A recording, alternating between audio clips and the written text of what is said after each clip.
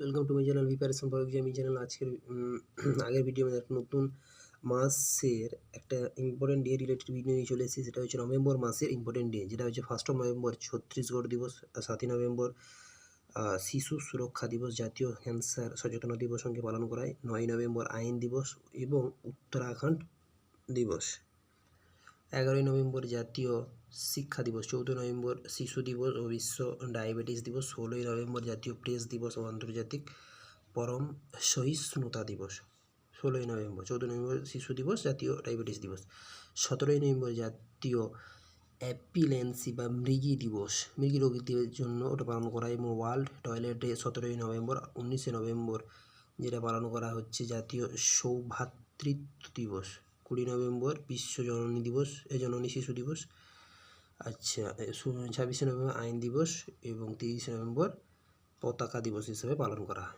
আচ্ছা, তোমরা আমার এই চ্যানেলটিকে লাইক, শেয়ার ও সাবস্ক্রাইব করে রাখবে এবং বন্ধুদের মধ্যে ভিডিওটি বেশি বেশি করে শেয়ার করো।